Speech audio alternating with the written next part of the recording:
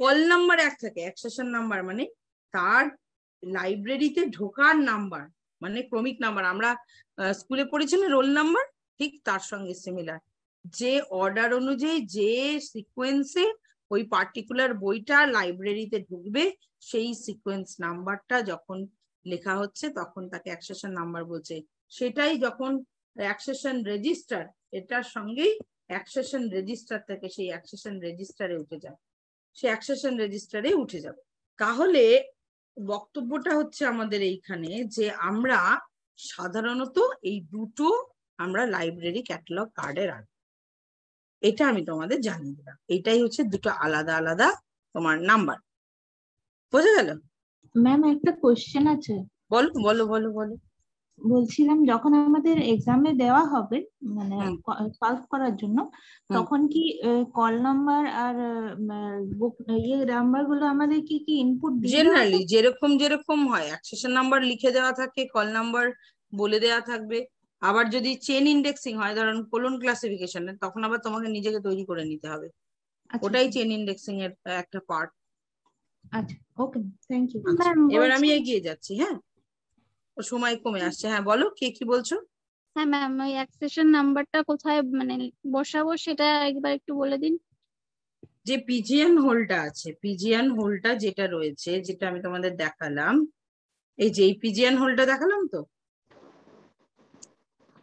এই পিজিএন হোলটার জাস্ট এইখানটা দেখো, এই যে এখানে 2 থেকে 3 লাইন উপরে, তাই তো ম্যাম? এই যে পিজিএন হোলটা এখানটা শেষ হয়েছে তো, এই লাইনটার ঠিক একটা লাইন দুটো লাইন ছেড়ে দিয়ে এইখানটায় অ্যাক্সেশন, ধরো একটা অ্যাক্সেশন নাম্বার হলো, আমি বললাম 25, বললাম অ্যাক্সেশন নাম্বার একটা বইয়ের হলো 25899, এটা এই যে এই পিজিএন হোলটা, এটা এখানে এখানে এই লাইনে শেষ হচ্ছে, একটা লাইন দুটো লাইন ছাড়ো, ছেড়ে তাহলে পরিষ্কার পরিচ্ছন্ন লাগে। আর এইখানটায় কল নাম্বারটা লিখবে, এই যে 024 যেটা বললাম আমি তোমাদের, ধরো সে 024, যে 025.04 দিয়ে এখানে KUMAL, এটা এখানে পরিষ্কার করে নিন। এবার আমি এগিয়ে যাচ্ছি। এরপরে দেখো, এরপরে তোমাদের যেটা বক্তব্য সেটা হচ্ছে একটা লাইব্রেরি ক্যাটালগ কার্ডে, একটা লাইব্রেরির ক্যাটালগ কার্ডে আমি কি কি এরিয়া রাখবো। ধরো আমরা যখন একটা লাইব্রেরি ক্যাটালগ কার্ড তৈরি করি, এরকম একটা কার্ড তৈরি হয়, এটাই আমরা দেখলাম, এটা একটা লাইব্রেরি কার্ড তৈরি হয়। এবার আমি কি বললাম, অ্যাক্সেশন, এই অ্যাক্সেস পয়েন্টে এখান থেকে লিখবো। এবার আসি একটা লাইব্রেরি কার্ডে কি কি থাকে, একটা লাইব্রেরি কার্ডে কোন কোন, এই যে এইখানে যে আমি বলছি এই অংশ দুটো, এই অংশ দুটোতে কি, প্রথম যেটা আমি বলছি সেটা আমি বললাম যে এরকম একটা দুটো ইনডেনশন থাকছে, এবং এই দুটো ইনডেনশনের মাঝখানে আমাকে যেটা করতে হবে সেটা হচ্ছে, প্রথম যেটা হচ্ছে একটা অ্যাক্সেস পয়েন্ট লেখার জায়গা থাকে, এইখানটা অ্যাক্সেস পয়েন্ট লেখা শুরু। অ্যাক্সেস পয়েন্টটা আমরা পরে আসি। আমাদের যে ASCR2 যে বইটা আছে, তোমরা যদি দেখো, ASCR2 বইটার তোমাদের সাথে আমি সফট কপি অলরেডি আমাদের টেলিগ্রাম গ্রুপে শেয়ার করা আছে, সেখানে দেখবে দুটো চ্যাপ্টার থাকে, দুটো পার্ট, পার্ট 1 আর পার্ট 2। পার্ট 1 এ থাকে বিবলিওগ্রাফিক ডেসক্রিপশন, বিবলিওগ্রাফিক ডেসক্রিপশন। এই বিবলিওগ্রাফিক ডেসক্রিপশনটা কোথা থেকে হচ্ছে, বিবলিওগ্রাফিক ডেসক্রিপশনটা শুরু হয় এখান থেকে, এখান থেকে শুরু হয়, এখান থেকে কন্টিনিউয়েশন হয়, এখান থেকে কন্টিনিউয়েশন হয়। যেই এখানে শেষ হয়ে গেল প্রথম এরিয়াটা, তারপরে আবার এখান থেকে শুরু হয় কন্টিনিউয়েশন, এই এর প্যারাগ্রাফটা শুরু হয়। আবার এখানে যদি প্যারাগ্রাফটা শেষ হয় তাহলে এখান থেকে আমরা লিখছি, এবং আবার নতুন প্যারাগ্রাফ শুরু হয় এরকম করে। তো মোট এই যে গোটা এই বিবলিওগ্রাফিক ডেসক্রিপশন এরিয়াটায়, এই বিবলিওগ্রাফিক ডেসক্রিপশন এরিয়াতে 8টা এরিয়া থাকে। এই 8টা এরিয়াই মুখ্য। এই 8টা এরিয়া কি কি, সেই 8টা এরিয়া আমি তোমাদের বলে দিচ্ছি। তোমাদের বইতেই আছে, তোমরা জাস্ট শুনতে থাকো। তোমাদের মানে লেখার দরকার নেই, বলার দরকার নেই, কিছু না, তোমাদের বইতে আছে, তোমরা নিজেরাই জানতে পারবে। প্রথম দেখো এখানে তোমাদের বইতে দেখবে first level, second level, third level description আছে। আমরা জেনারেলি ফার্স্ট লেভেল ডেসক্রিপশনটা করে থাকি। ফার্স্ট লেভেল ডেসক্রিপশনে একটু ছোট করে আছে, সেই জন্য আমরা ওটা করি। কিন্তু জেনারেলি আমাদের যে ইয়েটা রয়েছে, তোমার 8টা এরিয়া রয়েছে, সেই এরিয়াগুলোর শনাক্তকরণ আগে করে নিই। এরিয়াগুলোর শনাক্তকরণ মানে প্রথম যেটা থাকছে সেটা হচ্ছে টাইটেল প্রপার থাকছে। অর্থাৎ কি থাকছে, যে একটা বই লিখতে গেলে প্রথম যেটা থাকবে সেটা হচ্ছে টাইটেল প্রপার। টাইটেল প্রপারে কি থাকবে, আমরা একটা বই ধরো নিলাম, ধরো এই যে লাইব্রেরি ক্লাসিফিকেশন, আমি এই একটা বইয়ের কথা বলছি, লাইব্রেরি ক্লাসিফিকেশন, বা তোমাদের আমি একটা বই নিয়ে আসি। আচ্ছা, একটা ধরো তোমাদের যে মানে আমি যে কোনো একটা বই বলছি, ধরো বইটার প্রথম যেটা জেনারেল একটা ম্যাটার, আমি যদি ধরো লাইব্রেরি ক্লাসিফিকেশনই বলি, বা লাইব্রেরি ক্লাসিফিকেশন একটা অ্যামাজন থেকে তোমার একটা বইয়ের আমি জাস্ট একটু দেখছি, দাঁড়ান, এটা দেখেছো, এই একটা পেজ দেখেছো, এটা তোমাদের বইয়ের পেজটা, এটা দেখা যাচ্ছে? হ্যাঁ, তোমাদের বইয়ের পেজটা দেখা যাচ্ছে তো?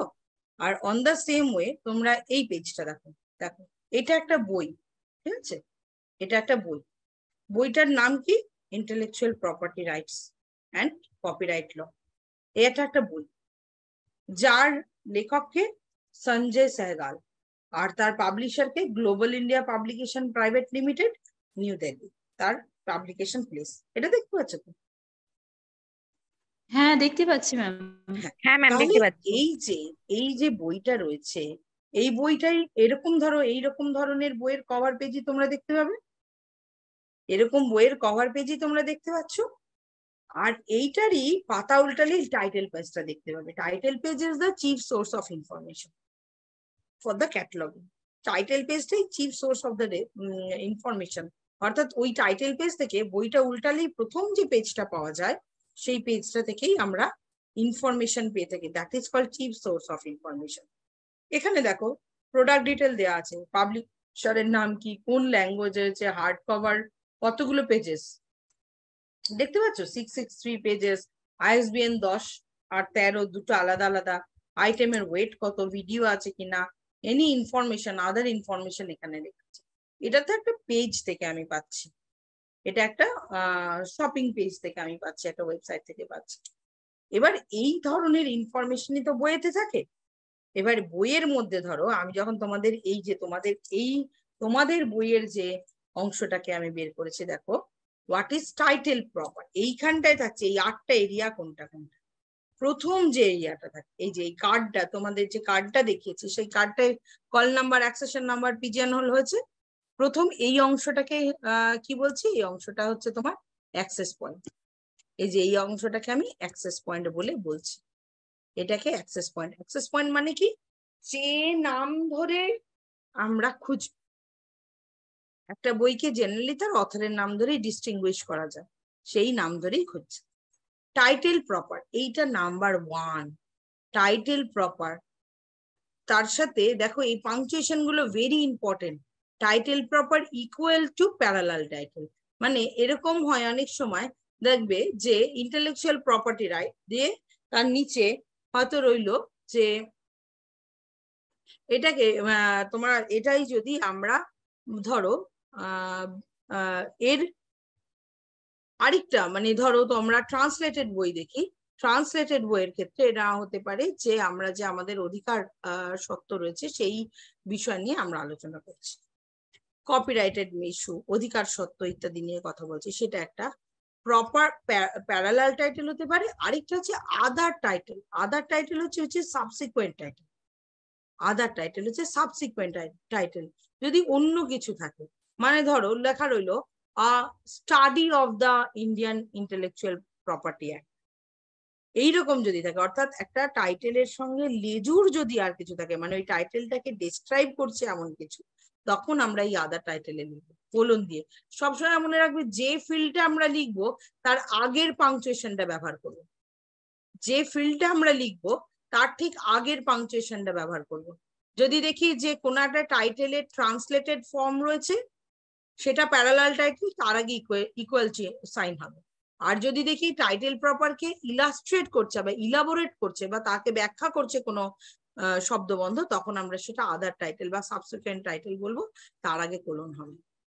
এবার এইখানে একটা স্পেস আছে, স্পেস দিয়ে স্ল্যাশ দিয়ে আবার স্পেস, স্পেস স্ল্যাশ আবার আলাদা স্পেস দিয়ে এরিয়া নাম্বার 2 তৈরি হচ্ছে, শুরু হচ্ছে।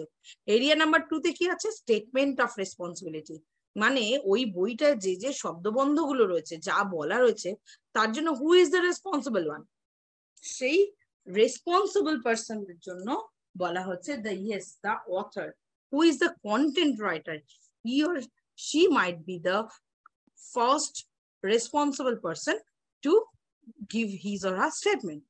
তাহলে statement of the responsibility, statement of the responsibility এখানে বলা হচ্ছে।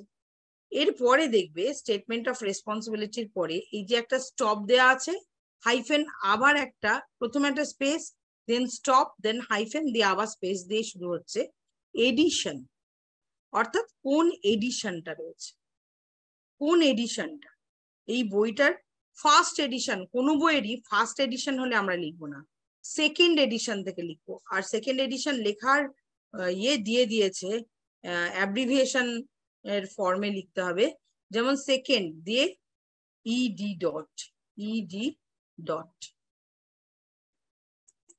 সেকেন্ড ইডি ডট, এরকম সেকেন্ড এডিশন থেকে লিখতে হবে।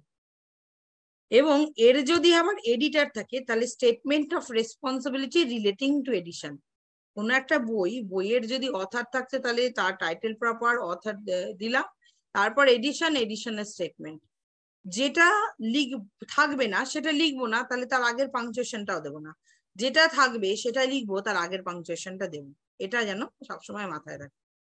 এরপরে এই এরিয়াটা শেষ হয়ে যাচ্ছে, এই এরিয়া শেষ হয়ে যাওয়ার পরে থার্ড এরিয়া কি হচ্ছে? পাবলিকেশন। পাবলিকেশনের পার্ট 1 হচ্ছে কি? প্লেস অফ পাবলিকেশন, কোলন দিয়ে নেম অফ দ্য পাবলিশার, আর তারপরে কমা দিয়ে date of the publication. Place of publication, এই যে বইটার জন্য আমি কি বললাম, এই বইটার ক্ষেত্রে প্লেস অফ পাবলিকেশন কি হচ্ছে? এই বইটার ক্ষেত্রে প্লেস অফ পাবলিকেশন হচ্ছে এই যে নিউ দিল্লি, এই place of the publication. Then name of the publisher কি হচ্ছে? এই যে গ্লোবাল ইন্ডিয়া, এটুকুই লিখবো, পাবলিকেশন প্রাইভেট লিমিটেড এগুলো লিখবো না, গ্লোবাল ইন্ডিয়া এটা লিখবো, বা এসএস পাবলিকেশন যদি থাকে পাবলিকেশনটা লিখবো না, এসএসটা দেবো, এরকম করে আমরা লিখবো।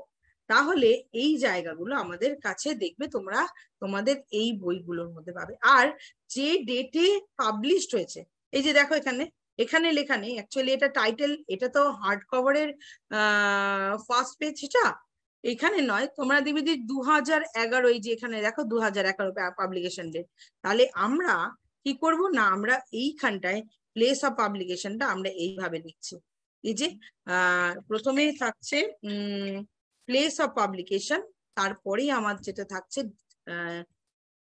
পাবলিশারের নেম, তারপর হচ্ছে ডেট অফ পাবলিকেশন, এইরকম করে আমাদের জেনারেলি থেকে যাচ্ছে।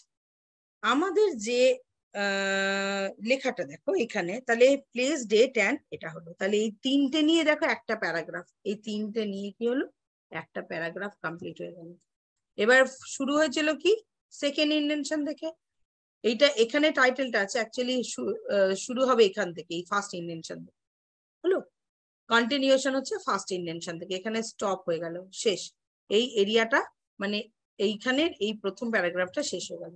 সেকেন্ড প্যারাগ্রাফ যেটা বা শুরু হচ্ছে কি? এরিয়া নাম্বার 4 দিয়ে। 4-এ কি রয়েছে? এক্সটেন্ট অফ আইটেম, মানে ফিজিক্যাল ডেসক্রিপশন। ফিজিক্যাল ডেসক্রিপশন গুলো কি না? Extent of items, other physical details, মানে কতগুলো পেজ, কি পেজিনেশন, এই সমস্ত বিষয়গুলো রয়েছে। আর আদার ফিজিক্যাল ডিটেলস এর মধ্যে কি রয়েছে না, সেখানে তোমরা দেখবে যে ফিজিক্যাল ডিটেলস এর মধ্যে ধরো কোনো একটা বইয়ের ক্ষেত্রে ম্যাপস, চার্টস, অনেক কিছু থাকে, তো যে ম্যাপস আছে কিনা, চার্টস আছে কিনা, বা ধরো এরকম হলো কোনো সিডি ডিভিডি রয়েছে কিনা। So this are the points কি যার মধ্য দিয়ে আমরা তাহার ফিজিক্যাল ডিটেলসটা আমরা দেখতে পাচ্ছি। এই দেখো না, অ্যাকম্প্যানিং মেটেরিয়াল, যদি ধরো অনেক সময় কি হয় আমরা দেখি কিছু কিছু বইয়ের ক্ষেত্রে জেনারেলি কি থাকে না, একটা অনেক সময় দেখবে যে আমরা যখন ইতিহাস বই পড়তাম, ইতিহাস বইয়ের মধ্যে পুরোনো ভারতবর্ষের মানচিত্রটাকে ভাঁজ করে করে দেওয়া থাকতো, এরকম বড় লম্বা পেজ থাকতো, সেই লম্বা পেজটাকে ভাঁজ করে বইয়ের মধ্যেই রাখ। এটা হচ্ছে অ্যাকম্প্যানিং মেটেরিয়াল, মানে ওই পার্টিকুলার চ্যাপ্টারটাকে আরো বলিষ্ঠ করবার জন্য, সেটা আরো বোঝাবার জন্য এই অ্যাকম্প্যানিং মেটেরিয়ালস দেয়। তাহলে এক্সটেন্ট অফ আইটেম অর্থাৎ কত পেজ, পেজিনেশন, আমরা ধরো যে বললাম এখানে 628টা পেজ, তাহলে 668 পি ডট, তারপরে কি লিখবো কোলন, তারপরে আদার ফিজিক্যাল ডিটেলস এর মধ্যে অর্থাৎ ইলাস্ট্রেশন আছে কিনা, ম্যাপস আছে কিনা, চার্টস আছে কিনা, যদি ইলাস্ট্রেশন থাকে তাহলে ILL ডট লিখবো, যদি ম্যাপস থাকে তাহলে আমরা এখানে আচ্ছা এইখানে ইলাস্ট্রেশন আবার যদি কালার্ড হয় তাহলে তাই লিখবো। এটা নাম্বারড পেজ আছে, অনেক সময় কি থাকে অনেক বইয়ের সামনের দিকের পেজগুলোতে কোনো নাম্বার থাকে না, বা অনেক সময় দেখবে এই পেজগুলো 1 2 3 করে থাকে আর ওইগুলো এই রোমান নাম্বারে থাকে 1 2 3 4 এরকম করে। যদি ধরো আমি দেখলাম যে একটা পেজ বইয়ের যে পেজ আছে সেই পেজের মধ্যে 11টি তোমার রয়েছে এরকম পেজ, তাহলে আমি এইটা লিখে কমা 668 পি ডট লিখব, এটা লিখবো। আর অনেক সময় আননাম্বারড পেজ থাকে, তার মানে কি পেজগুলো আছে কিন্তু তাতে কোনো নাম্বার দেওয়া থাকে না, তখন আমরা কি করব, তখন এইটাকে আমরা যে পেজ নাম্বারটা হবে, ধরো যে 11টা পেজ যেটা আছে সেটা আমরা এরকম লিখবো, ইট ইজ আননাম্বারড পেজ। যেটাই বাইরে থেকে আসবে, এই যে যেমন ধরো যদি প্লেস অফ পাবলিকেশন না জানা থাকে তখন আমরা এখানে আমরা ইউজ করি এই লেখাটা, এই যে within the third bracket SN, তার মানে সাইন লোগো SL। যদি নেম অফ পাবলিশার না জানা থাকে, অনেক সময় থাকে না বই ছিঁড়ে গেছে সামনেটায় পাতা নেই এরকম হতে পারে, তখন এটা আমরা সাইন SN লিখি, sign name, sign logo sign name, নামের ক্ষেত্রে SN আর লোকেশনের জন্য প্লেসের ক্ষেত্রে সাইন লোগো, এই দুটো আমরা দিয়ে থাকি।